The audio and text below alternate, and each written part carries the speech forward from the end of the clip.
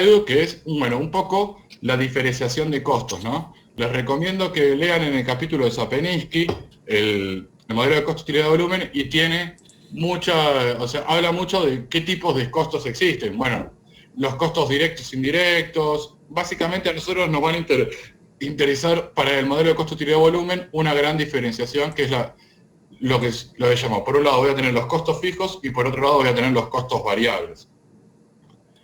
¿Qué es el Profe, ¿puede ser que sí. se llame el punto de cierre también?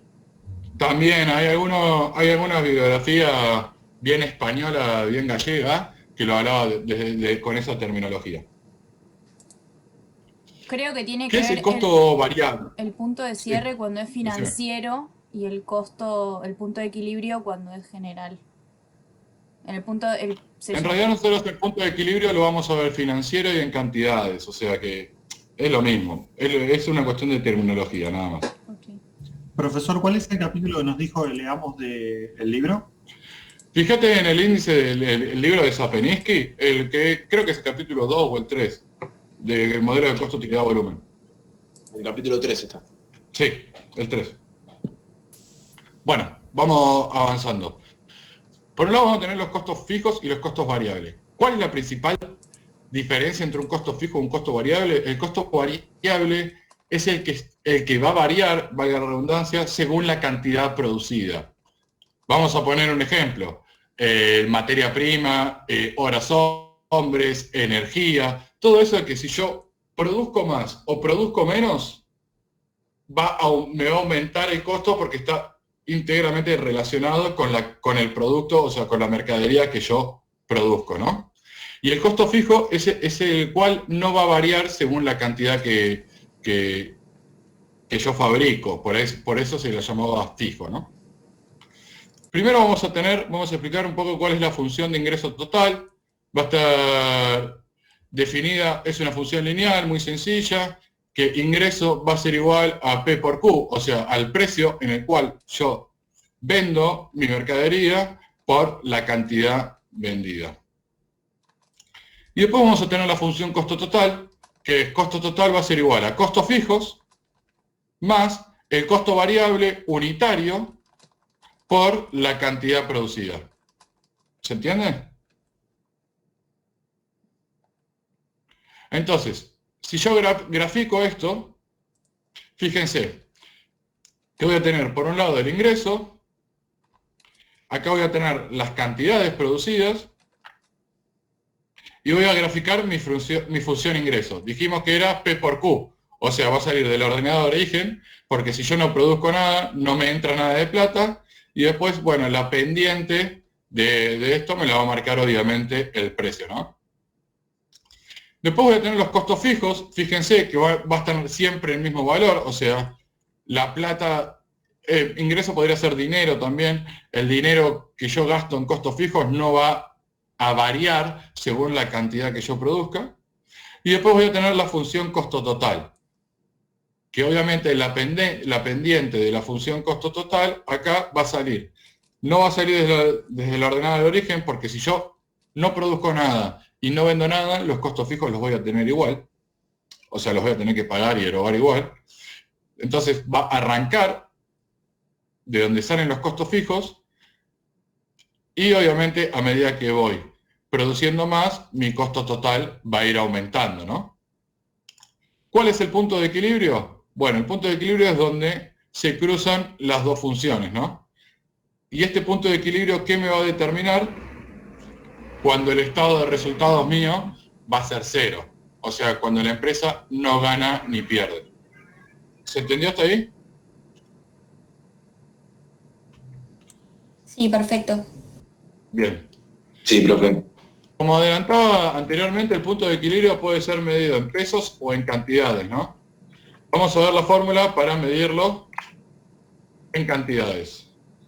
¿Quién decía anteriormente? No me acuerdo quién, pasa que estoy en el Excel, no puedo ver quién me habla, pero decía, la clave va a estar en absorber los costos fijos. Y está muy bien lo que dijo la compañera. ¿Por qué? Porque yo a partir de ventas voy a tener que ir absorbiendo mi nivel de costos fijos. Entonces, la fórmula para buscar el punto de equilibrio en cantidades va a ser cantidades igual a costos fijos dividido precio unitario menos el costo variable unitario. ¿Se entiende? ¿Qué va a ser esta parte de abajo del cociente?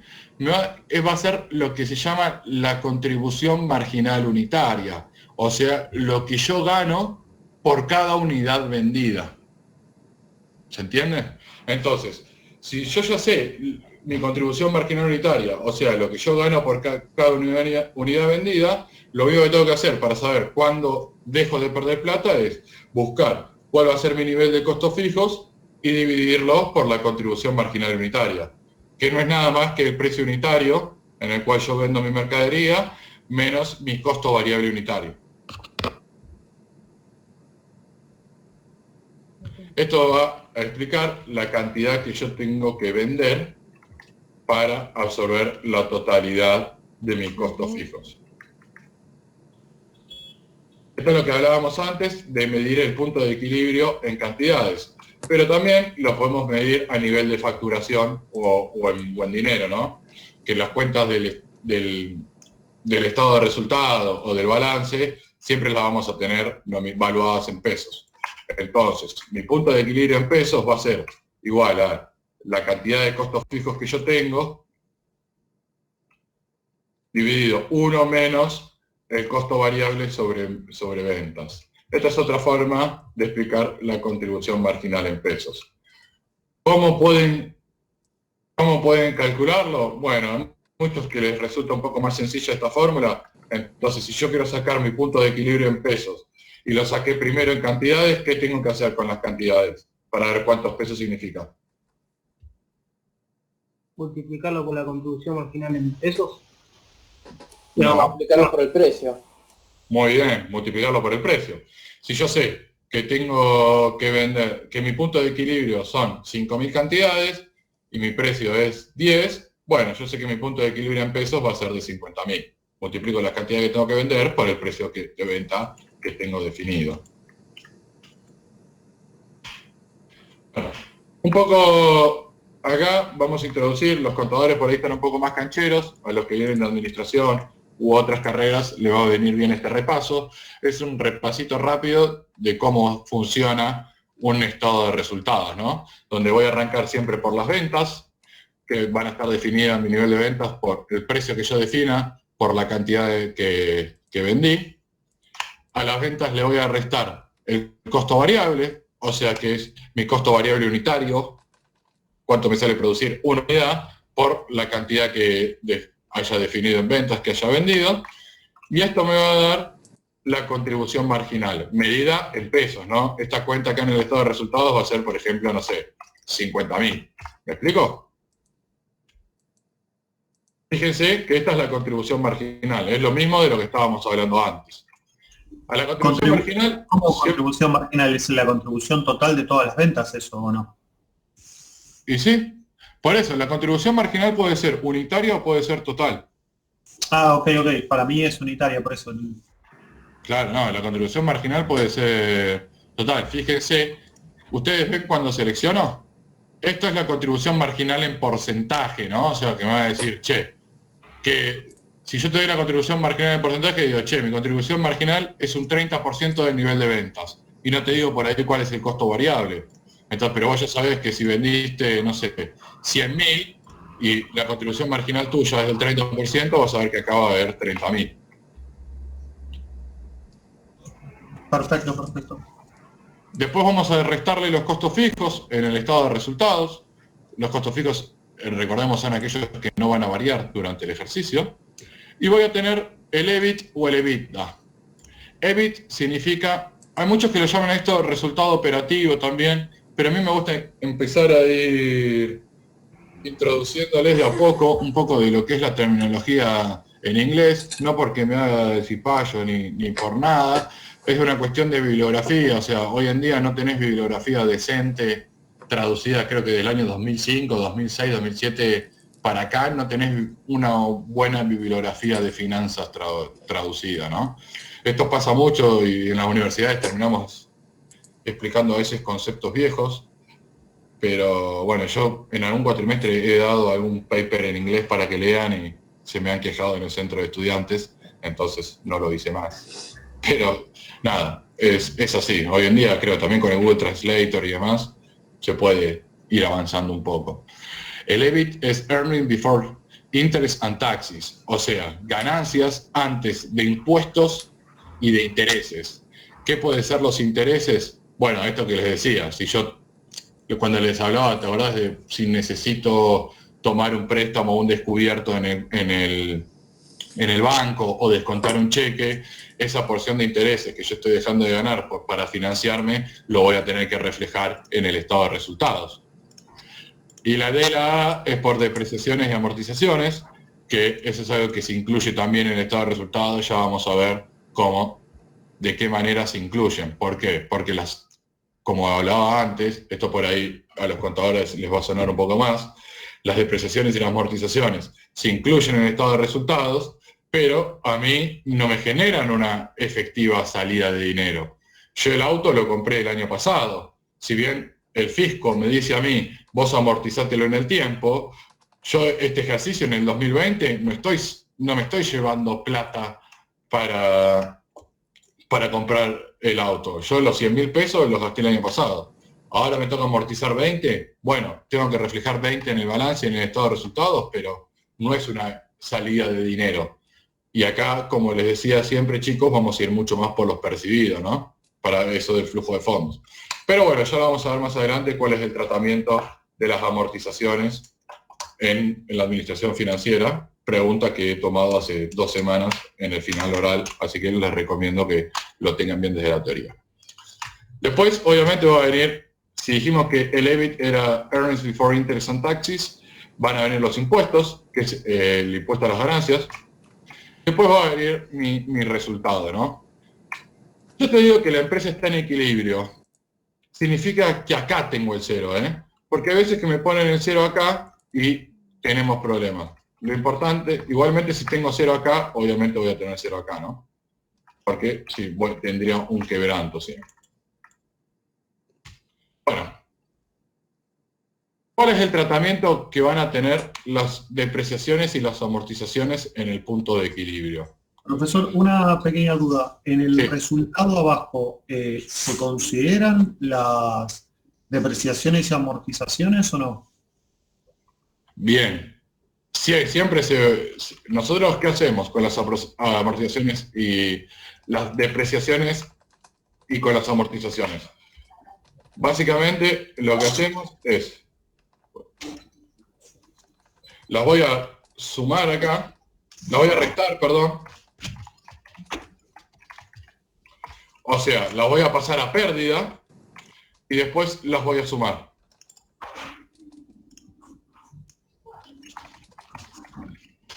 ¿Por qué es esto? Porque las amortizaciones y las depreciaciones solo me van a afectar para el cálculo del impuesto a las ganancias. Es una medida del fisco, pero no implican una salida de dinero. Entonces, yo me las voy a tomar porque el fisco me dice, tomátelas porque no me las pude tomar anteriormente, todo el valor del bien que compré, y las voy a sumar después para calcular el resultado. ¿Se entendió? Perfecto. Y en el punto de equilibrio las tengo que tomar en cuenta a las amortizaciones y las depreciaciones y las voy a tratar como si fuesen un costo fijo más. Entonces, si yo tengo amortizaciones o depreciaciones, para calcular la cantidad de equilibrio a vender, voy a tener que restar los costos fijos.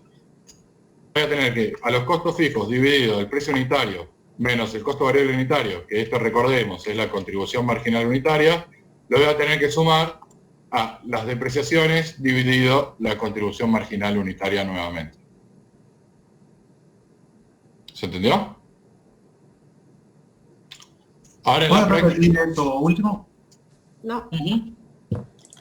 que a las amortizaciones y a las depreciaciones, como no me generan una entrada ni una salida de dinero, era lo que habíamos visto acá, para que no me afecten el cálculo del punto de equilibrio, yo las voy a tener que sumar y las voy a tener que distribuir también entre la contribución marginal unitaria. ¿Entiendes? Fíjense cómo está la fórmula acá. ¿Ustedes ven cuando resalto?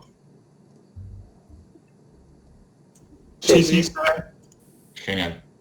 Bueno, hasta ahí un poco de teoría del modelo de costo-utilidad-volumen. Hay algunos lineamientos técnicos que el modelo necesita para funcionar, ¿no? El primer supuesto que tiene es que todo lo que se produce se vende. O sea, yo no voy a incurrir en costos variables que no me generen aumento del nivel de ventas. ¿Me explico? No tiene, digamos, manejo de stocks.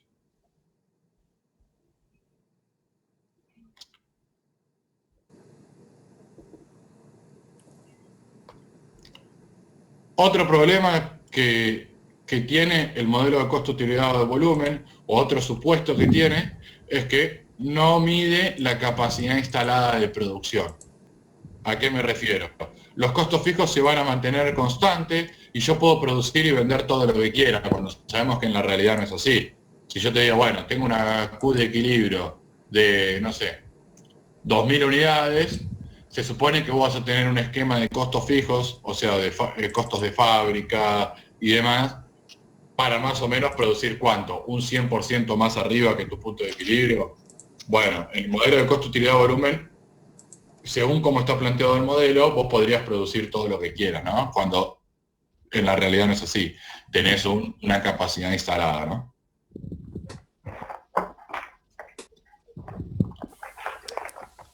¿Podés repetir esto otra vez? Bien, obvio. El modelo de costo-utilidad-volumen tiene dos supuestos. El primero, que todo lo que se produce se vende. O sea, no voy a tener vasos que yo gasté mercadería, gasté energía para producir, o sea, generé costos variables que no voy a vender. El modelo entiende que si vos generaste costos variables, si lo produciste, lo vendiste.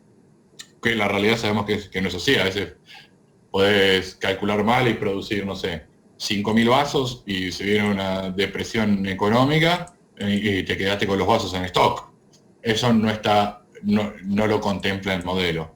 Y el segundo supuesto que tiene el modelo no contempla la capacidad instalada de fabricación de la fábrica, ¿no? Vos, no importa, según el modelo de costo-utilidad-volumen, si tenés una fábrica para producir, no sé, 5.000 vasos, vos podrías, dado tu precio, que te dé una cantidad a producir de 7.000 vasos, ¿me entendés? Cuando sabes que en la fábrica no lo podés hacer. O sea, no contempla la capacidad instalada de la fábrica a la hora de producir. Vos podés producir todo lo que quieras. ¿Me explico? Sí, ahora sí, gracias. Esos son dos supuestos del modelo de costo-utilidad-volumen, que obviamente, al ser un modelo, hay cosas que te da herramientas para la realidad, pero hay cosas que deja de lado. Bueno, otra herramienta que nos aporta este modelo, está muy bueno, es el margen de seguridad. Es un indicador muy útil, el cual me indica cuán lejos estoy en mi nivel actual de ventas del punto de equilibrio. Se va a expresar en un porcentaje y el margen de seguridad va a ser ventas menos ventas en equilibrio. ¿Cómo saco ventas en equilibrio? Básicamente, como dijimos antes, sacando el punto de equilibrio en pesos, en cantidades y multiplicando con el precio, con esta fórmula de acá, o con esta fórmula de acá puedo sacar el punto de equilibrio en pesos directamente en nivel de ventas, ¿no? Entonces, ¿cuál es el nivel de ventas que yo tengo hoy en día? Menos mi nivel de ventas en equilibrio dividido el nivel de ventas que tengo, ¿qué me va a indicar? ¿Qué margen pueden caer mis ventas sin que yo empiece a perder plata? Supóngase, vamos a utilizar este indicador en la vida real. Supóngase que yo tengo una empresa que comercializa, vamos a suponer, alfajores.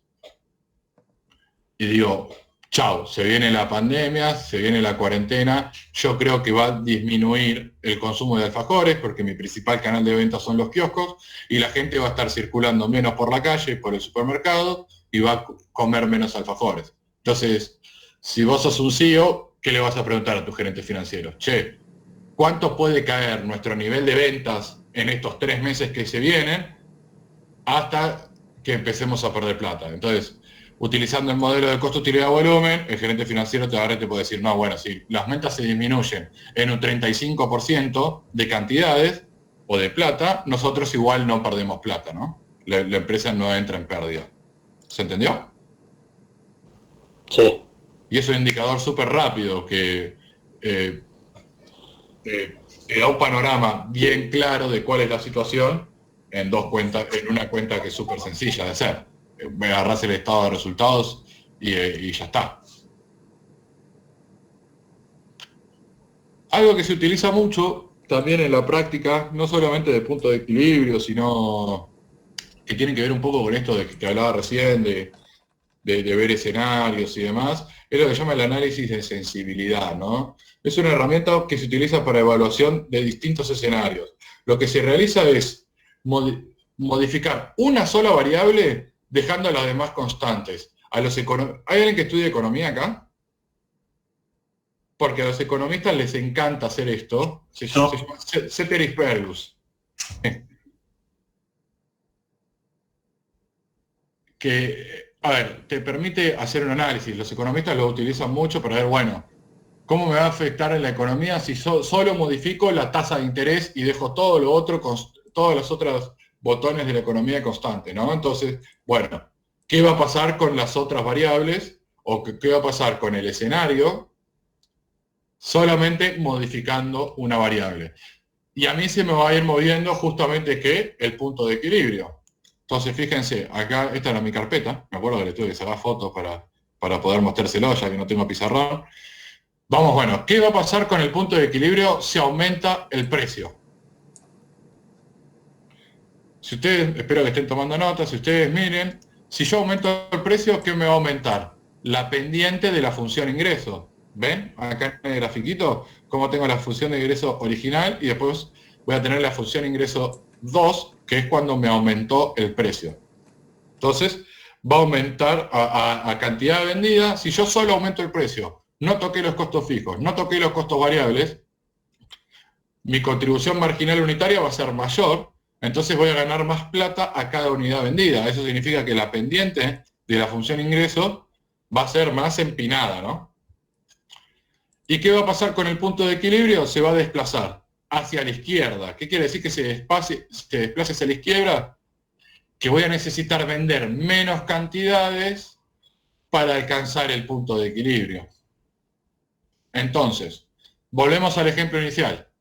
Si el CEO nos pregunta, nosotros somos el CFO, y decimos, che, creemos que porque la gente no va a estar saliendo caminando en la calle, nos va a comprar menos alfajores, y creemos que las ventas se van a reducir en un 30%, vos le decís, che, por ahí tu margen de seguridad era de un 20%, y le decís al CEO, vamos a entrar en pérdida.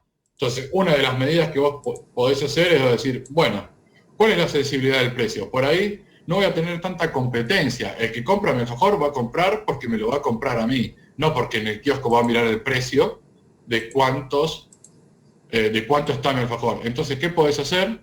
Aumentar un poquito el precio. ¿Para qué? Vos sabés que vas a vender menos cantidades,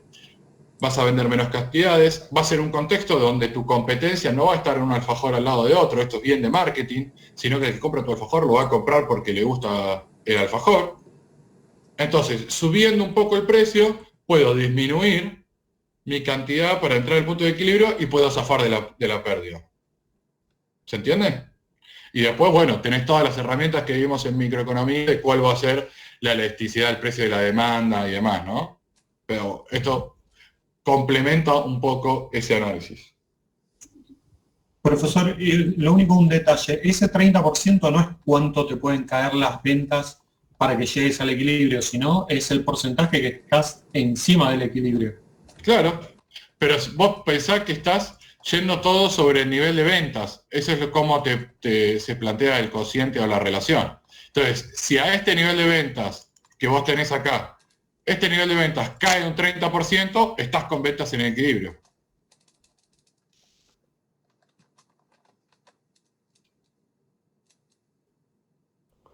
Si mis ventas me caen un 30%, no estoy en equilibrio ahí.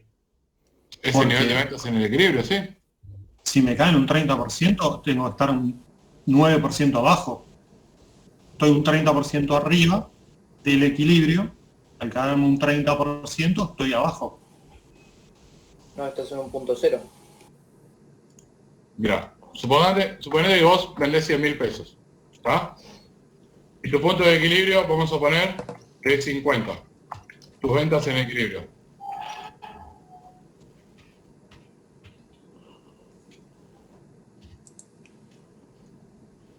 No, no te preocupes, seguí y yo después lo veo tranquilo. Bueno, no dale. te preocupes.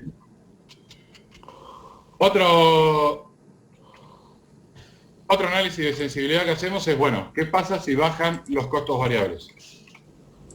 ¿Qué estoy haciendo acá? Bueno, voy a dejar constante el precio, voy a dejar constante el costo fijo.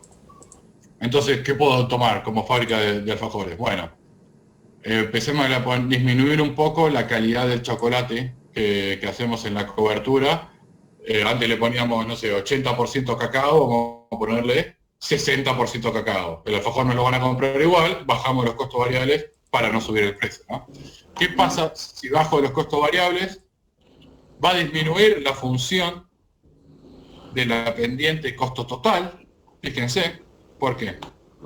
Porque mi contribución, mi costo variable va a ser menor, entonces va a disminuir el punto de equilibrio, se me va a trasladar de nuevo para la izquierda.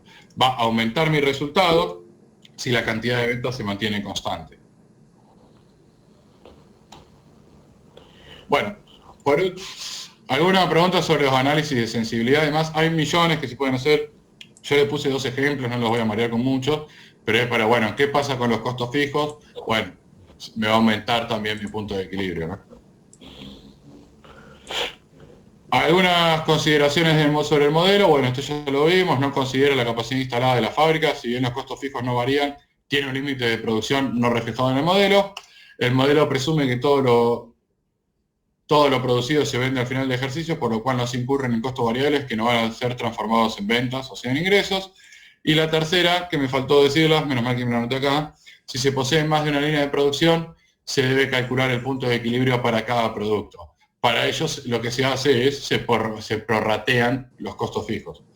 Bueno, los contadores tienen 2 materias de costos, los administradores tienen, creo que una, pero justamente ven esto, o sea, si yo vendo chocolate y alfajores, tengo costos fijos compartidos, pero voy a tener un punto de equilibrio para cada uno de mis productos, entonces yo lo que voy a tener que hacer es prorratear, ver qué cantidad de costos fijos se me lleva cada línea de producción. ¿Se entendió? Sí, sí. Bueno, vamos con la guía de ejercicios. ¿Todos tienen la guía? ¿Todos pudieron entrar al Drive y demás? Sí, sí, perfecto. Igualmente se lo dejo acá para que vayan. Les doy un minutito para que hagan el ejercicio 1 y después lo vemos. Profesor, una duda. En la fórmula de arriba, ¿por qué está dividiendo? ¿Por ventas o por ventas en el equilibrio? A ver, ¿en qué fórmula?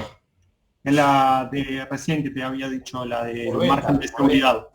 Por ventas. Está bien, está bien. Listo. No, me confundí yo porque pensé que estaba dividiendo por las ventas en el equilibrio. No, justamente eso es lo que vamos a buscar.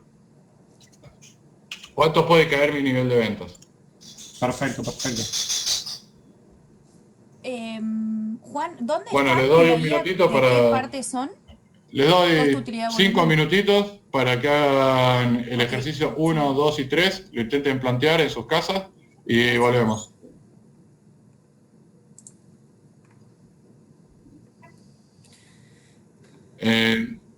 Costo, utilidad, volumen.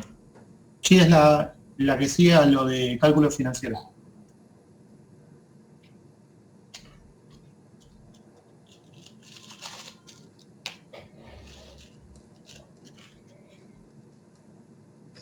José, ¿tenés alguna duda que vi que pusiste en el chat?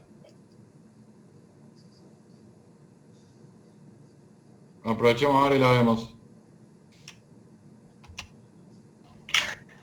Sí, Juan, básicamente en el punto 1 cuando mencionaste nuevo precio, habías dicho que el punto de equilibrio se desplaza hacia la izquierda y dijiste que necesito vender menos cantidad, eso significa que necesito vender menos cantidad y me faltó no llegué a escuchar la segunda Para parte de crear eso. el equilibrio. Ah, ok, perfecto. Fíjate qué muestra el gráfico, ¿no? O sea, el gráfico, En el abscisa voy a tener las cantidades, ¿no? Entonces, si se desplaza hacia la izquierda significa que el nivel de ventas que yo voy a tener que realizar va a ser menor para absorber la cantidad de los costos fijos. Gracias. De nada.